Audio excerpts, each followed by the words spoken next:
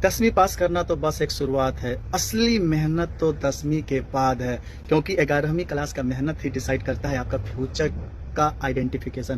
तो प्यारे बच्चों, यदि आप 10वीं का एग्जाम दिए हैं और अभी भी आप कंफ्यूज है कि मैथ रखे कि biology, I have 5 year experience in guiding student after 10।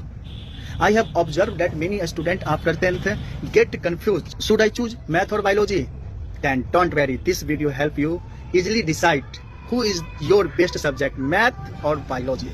Please continue watch my video, and still you have confusion, then call me now 7033358274. Math या बायोलॉजी, 10वीं के बाद क्या चुने जिसमें ज्यादा स्कोप हो? ये एक ऐसा सवाल है जो लगभग हर स्टूडेंट की जिंदगी में एक बड़े मोड़ पर आता है और ये फैसला करियर की पूरी दिशा तय कर सकता है। तो चलिए इस बड़े सवाल का जवाब ढूंढने की कोशिश करते हैं। सच तो ये है कि ये सवाल हर स्टूडेंट के मन में आता है, तो अगर इसे लेकर कोई कंफ्यूजन है ना, तो जान लीजिए कि ये उलझन बिल्कुल स्वाभाविक है। आखिर ये भविष्य का सवाल जो ठहरा, इस दुविधा को एक समस्या की तरह नहीं बल्कि एक चौराहे की तरह देखना चाहिए। सामने दो रास्ते हैं, एक मैथ यानी पीसीएम का और दूसरा बायोलॉजी यानी पीसीबी का, और दोनों ही रास्ते बेहतरीन मंजिलों तक जाते हैं, बस उन मंजिलों का नजारा थोड़ा अलग अलग है। ठीक है, तो चलिए एक एक करके दोनों रास्तों को समझते हैं। सबसे पहले बात करते हैं मैथ यानी पीसीएम की दुनिया की। अगर लॉजिक, प्रॉब्लम सॉल्विंग और चीजें बनाने में मजा आता है तो ये रास्ता काफी दिलचस्प हो सकता है।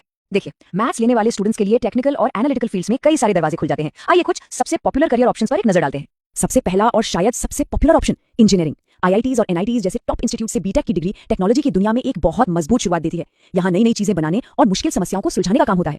अब बात करते हैं डेटा साइंस और एआई की। आज के डिजिटल जमाने में ये सबसे तेजी से बढ़ती और हाई पेइंग फील्ड्स में से एक है। अगर डेटा में पैटर्न ढूंढने और टेक्नोलॉजी के साथ भविष्य बनाने में किसी की दिलचस्पी है तो ये फील्ड सच में कमाल की है। अगर देश सेवा का जज्बा हो तो एनडीए के जरिए आर्मी, नेवी या एयरफोर्स में ऑफिसर बना जा सकता है। ये सम्मान और गर्व से भरा एक शानदार करियर है, नो डाउट। और अगर किसी के अंदर एक क्रिएटिव कीड़ा है और डिजाइन और बिल्डिंग्स में इंटरेस्ट है तो बी आर्च यानी आर्किटेक्चर एक जबरदस्त फील्ड है। यहाँ कल्पना को साइंस और आर्ट्स के मेल से एक मजबूत ढांचा मिलता है। आसमान में उड़ने का सपना है तो पायलट बनने के लिए भी मैथ्स की मजबूत नींव बहुत जरूरी है। एविएशन वाकई में एक रोमांचक और शानदार करियर ऑप्शन है। और लिस्ट यही खत्म नहीं होती। मैथ का रास्ता बैंकिंग, स्टैटिस्टिक्स और इकोनॉमिक्स जैसे फील्ड्स में भी ले जा सकता है। यहाँ तक कि यूपीएससी जैसी सिविल सर्विसेज में भी मैथ बैकग्राउंड वाले काफी सफल होते हैं। चलिए अब जरा दूसरे रास्ते पर चलते हैं और देखते हैं कि वो हमें कहाँ ले जाता है। अब हम बात करेंगे बायोलॉजी यानी पीसीबी की दुनिया की, जो पूरी तरह से जीवन विज्ञान, इलाज और खोज पर केंद्रित है। बायोलॉजी लेने वाले स्टूडेंट्स ज्यादातर लाइफ साइंसेज और हेल्थ केयर में अपना भविष्य बनाते हैं और यहाँ भी बेहतरीन करियर ऑप्शंस की कोई कमी नहीं है। जब हम बायोलॉजी की बात करते हैं तो सबसे पहले जहन में क्या आता है? मेडिकल, डॉक्टर बनना यानी एमबीबीएस या बीडीएस करना हमेशा से सबसे ज्यादा सम्मानजनक करियर में से एक रहा है। ये सीधे तौर पर लोगों की सेवा करने और जीवन बचाने का रास्ता है। इसके बाद है फार्मेसी। बी फार्मा करके मेडिकल फील्ड में काम किया जा सकता है या अपनी खुद की कंपनी भी शुरू की जा सकती है। ये दवाइयों की दुनिया का एक बहुत अहम हिस्सा है।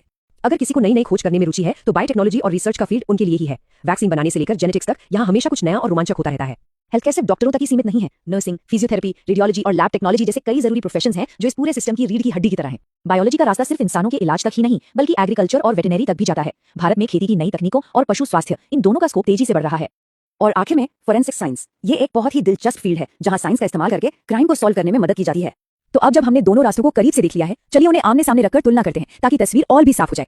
यहाँ जो मुख्य अंतर है वो एकदम साफ है। मैथ आपको टेक्नोलॉजी, इंजीनियरिंग और एनालिटिक्स की दुनिया में ले जाता है, जबकि बायोलॉजी का रास्ता मेडिकल, हेल्थ केयर और रिसर्च की ओर लेकर जाता है। तो इस पूरी तुलना से 3 जरूरी बातें सामने आती हैं।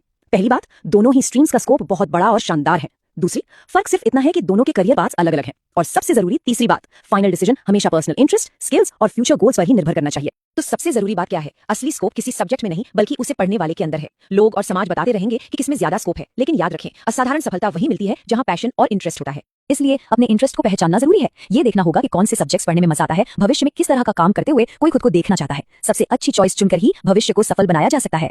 तो सवाल ये नहीं है कि मैथ या बायोलॉजी में से किसमें ज्यादा स्कोप है। असली सवाल तो ये है, कौन सा भविष्य बनाना है।